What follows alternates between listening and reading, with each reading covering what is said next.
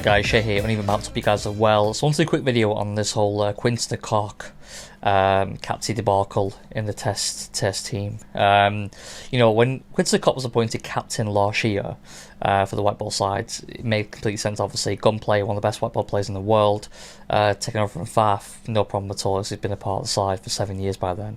A natural progression, really. You know, especially at his good age. I think he was 27, 28 years old. So yeah, happy with that. That being said, obviously, appointed white ball captain, done pretty well. I think tactically and obviously with the bat, and obviously with the gloves, he has a solid performances last year at home against England and Australia. Now, obviously, this year they've been looking for a white ball captain red ball captain since Faf. Obviously, relinquished captaincy in all three formats. You know, I thought that for me, Dean Elgar should have appointed the red ball captain, because for me he's been one of the best test openers for the last couple of years. Well, it's not for me, he has been one of the best. I think he's averaging around 45 the last 2 years, so he's obviously a shoo-in for the test team. He's openly wanted to take over the captaincy of South Africa just as a temporary measure if necessary. You know, he's said, you know, he's 33, he's going to be 34 this year. It's perfect, really. He's been in the side for 2014, and I think, you know, he'd been the ideal kind of person just to step in there just for a year, maybe a year and a half, even 2 years, until more than likely the heir apparent Aiden Markram is ready to step into the shoes. I think obviously they're waiting for Markram to perform. He did pretty well against Sri Lanka. Obviously he did well in the second test against Pakistan, scoring 100. It showed obviously ability to play on the subcontinent, so I was kind of leveled against him. They're waiting for Markram to kind of come in, do well, and then obviously then take over the reins. It's not happened that way. Obviously, Dean Elgar wasn't the one that was chose. Obviously, it was Quinton De Kock. They just leveraged more pressure on him, and this one I don't really get. You know, with Quinton De Kock, you've got obviously a very good player there. You know, when he good plays in all three formats, you've given the captain the white ball sides, fair enough. Then you obviously thrusting captain on him. Now, I know there's a lot of talk about the fact that he doesn't do what he doesn't want to do, you know, but the reality is, when your country comes asking for you to take over the captaincy of the test team, even temporarily, as he was openly said as well, just doing it temporarily, for me, he was saying that because he was forced this pretty much. He was forced upon him. It's highly unlikely he was going to say no. I think too many people in that dressing room have kind of shirked over the past 12 months. Dean Elgar was the one guy who obviously said yes, but I think other people said no to being appointed captain. I think it was a very stupid decision from Smith and Boucher to make him captain, even on a short-term basis. The whole thing's backfired anyway now. Obviously, I don't believe they intended for it to be just 4 test matches. Obviously, it was probably going to be 7 because Australia would have come for 3 test matches. That hasn't happened. So, what they're saying was he made an appointment for 4 months. He made a captaincy appointment of your test team for pretty much 4 months. Ridiculous, absolutely ridiculous. What were you thinking? If you're gonna make a short-term appointment, fine, but don't make it for 3 series. You know, basically what it's 7 test matches. It makes no sense. That's, you know, and obviously you've already given Quinton De Kock so much responsibility.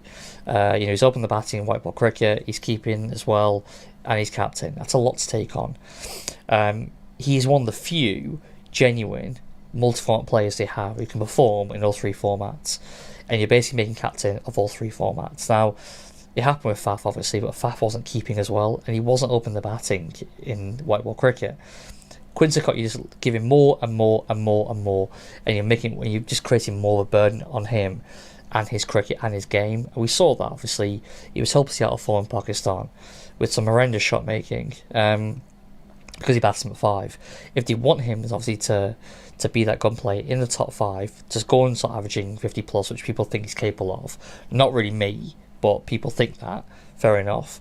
But if that's going to happen, then he can't be captain as well if he's keeping. It makes no sense. Now, obviously the whole thing's backfired now. About just come out and said, you know, it was a short-term appointment, that De Kock probably won't be captain for the next test series. Now Australia's been cancelled. Okay. Looks like they're gonna appoint someone else.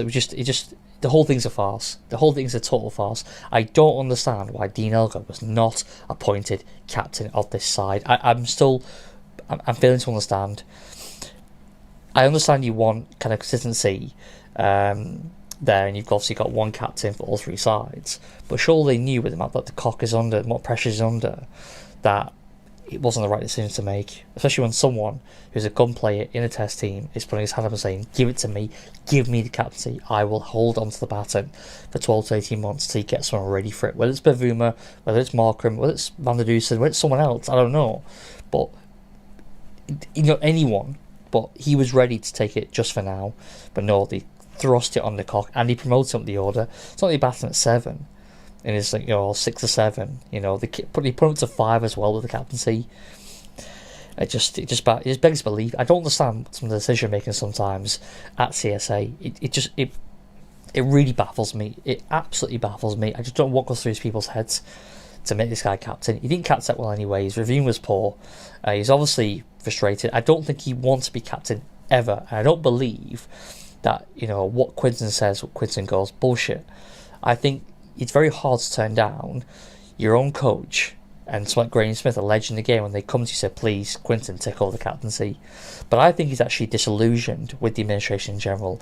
I think there was a massive fuck up with the on that whole 3TC tournament. I don't believe for a second that he was ill or anything like that. I think there was obviously the backlash and the BLM movement, etc., and all that stuff surrounding the whole tournament, that situation with the not taking a knee, etc.